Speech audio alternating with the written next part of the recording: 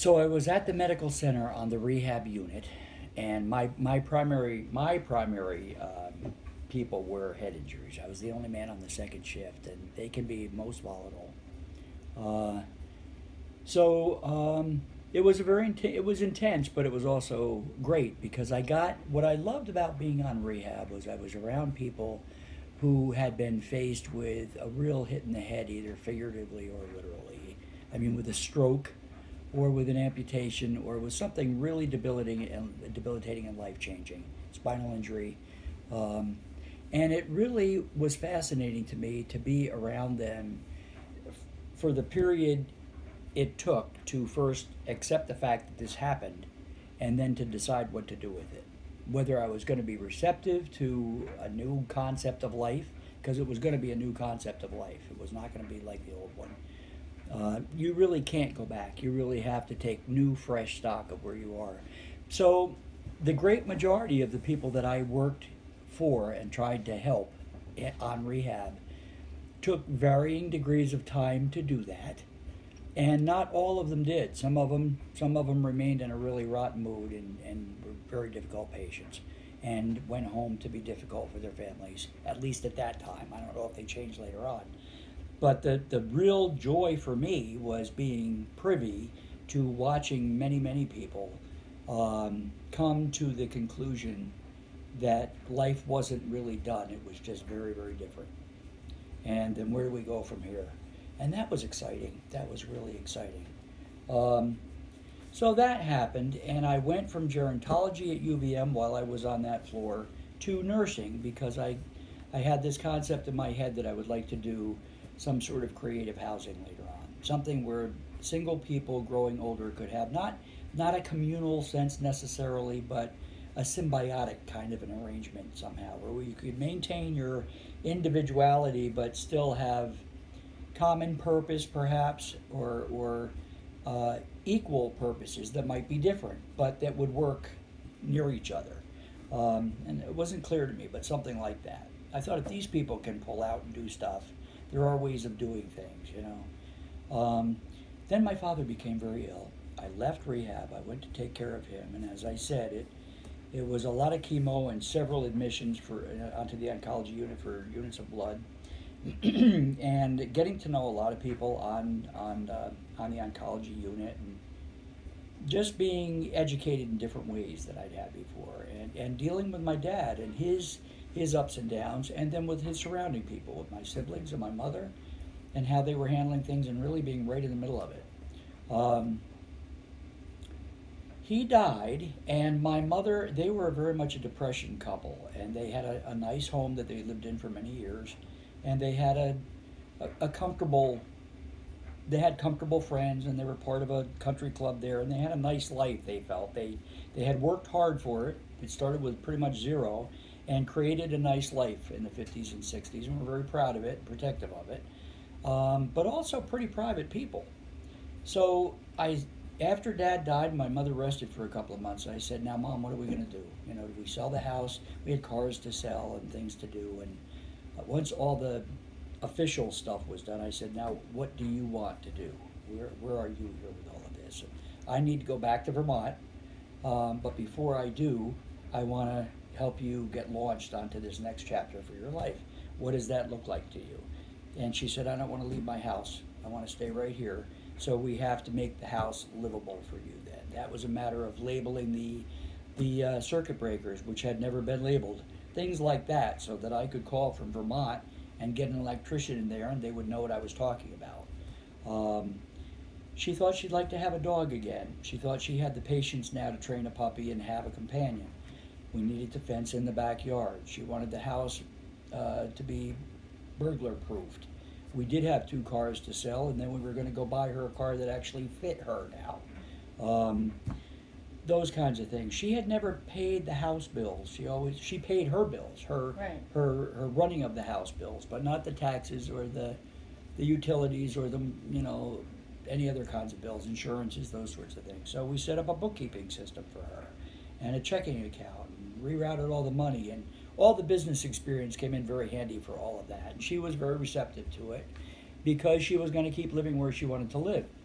Um, So she had 5 good years.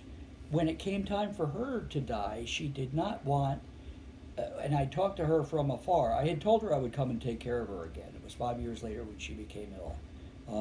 She didn't want people coming in and out of her house. They were not, she didn't have a church group. Her cohort was dwindling, as I said.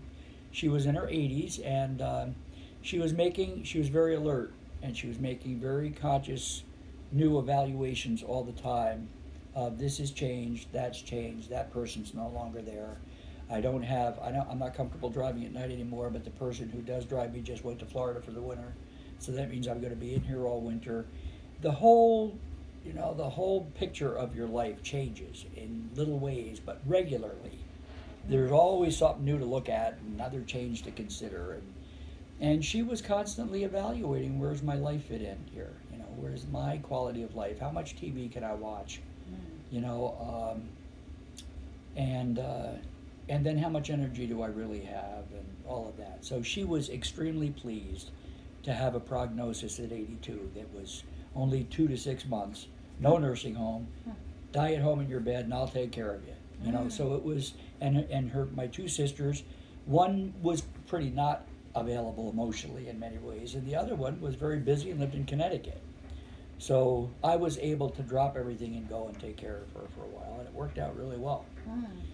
From that, actually from the time that my dad died, in that 5-year period in between the 2 deaths, when I left her finally on her own, she said, "You have no idea what you just did for me. I have friends who would pay you you just bought me the next chapter, and I didn't know what I was going to do." That's so lovely. And that was as I was leaving the house. I mean, I couldn't wait to get home. I was really ready to go. But everything was done, and she was in good shape. And it was maintainable. We could sustain it. And I was coming up the thruway, and I thought, well, I don't have anything concrete. I have 20 years of experience in business. I have rehab experience, good rehab experience. I have some nursing experience. I have gerontology. What can I do with all of that? And I got to the Northway, and it was like the name Surrogate Son popped into my head. Wow. And I thought, well, that's it. I'm a good assistant. I like that. And I know how to do a lot of things. So maybe if I can find mindful people who have a clue as to where they want to go and can't get there by themselves anymore, whatever that might be. If I can't do it, then we'll find the person who can. I'm not going to try and be everything, but I certainly will give it my best shot if I think I can do it. If I think, but primarily we have to be a match. Primarily, I got to have a soul connection here. I have to have a clue who you are. We have to agree to get married. You got to trust me, and I'm going to trust you. And that's the only way I can make this work for you. I have to hear as much of your truth as you can give me, and then I'll commit. I'll do that for you. So that became Surrogate Son, and it evolved into private case managing. And I didn't have a big roster. I thought about it a lot, and then I got in contact with elder attorneys in Burlington, with clergy, with some doctors, people who might be gatekeepers to people who were coming up on a chapter in their lives where they needed help and could very easily get stuck in the system, which would take that away from them, take their options away. Yeah.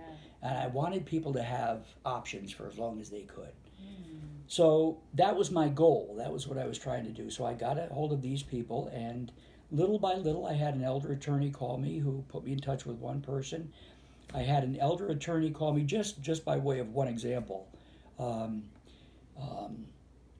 Emily Morrow, a wonderful elder attorney in Burlington, called and said, "Bill, this may be a bizarre request, but my parents are in Wake Robin in Shelburne, which is a life care community there. My dad used to be the director of the Vassar Art Department and is a watercolorist, and my mom's an art historian, and they live there, and my dad's 90s, had a couple of strokes, but he really lives to paint. And my mom has 2 very bad knees, and we're getting ready to have them operated on, and she can't get him out to do that anymore. Because of a series of small strokes, not unlike your mom's, really. Yeah. He was in the nursing home section of the life care, and she was in the apartment. Oh. So Emily said, "Do you think you could get Dad out to paint? He's a landscape watercolorist." Yeah, So wow. for the next 3 years, every Tuesday and every Thursday, he was just one example. Yeah. For the next Tuesday and Thursday, I picked up Louis Rubinstein and we went and I learned what challenged him, what colors, what contrasts he needed, what kind of subjects inspired him, and then I had to figure out. I would haul him and his card table and his painting backsack and his wheelchair into my little station wagon, and 2 days a week we'd go scout for a location, and when we found it, I hauled him and all the stuff out and set it up. And I learned he was left-handed. His right hand was not working anymore. Fortunately, he was left-handed. Um, but I knew where to place everything, and I'd bring the water jug with me for the watercolors and get them all set up, Wow. and make sure he was warm and make sure it was in line with his vision. And then I brought a lawn chair with me, and I'd sat behind him with my journal or a book, and just watch. And all of a sudden, the left arm would come up, and he'd go to work. And it Wow. was a Wow. thrill. It was such a thrill to be able to be privy to that for 3 years, and then to know the man. Get him to Yom Kippur services, Wow. and just be involved in lots of things. But all of that little group of private patients died, Yeah. and they did it in different ways. And I knew the families in different ways, and there were different kinds of families, and different kinds of dynamics in each one of those families, and so it was just a a wealth of different perspectives that I was subjected to and found fascinating, fortunately. So, but in each one of those, I really had relationships with all these people and their families at this point because it was nice and regular, like Mom would have demanded. The only way you had to show up if you said you were coming at 3, you needed to be there at 3. And you needed to be the same person because she didn't want to tell you who she was over and over again. And you needed to understand who she was so that she could trust you. And then you could get somewhere. So I got all of that. But I kept coming on little situations where I thought, boy, you're tweaking this way or tweaking that way. The family wants to do this, but actually the parent or whoever the dying person is might not want that. So we got to find some way of making sure they don't have to have it and explaining to the person who wants to give it to them that maybe there's another way we can do this. And it was interesting. It really was.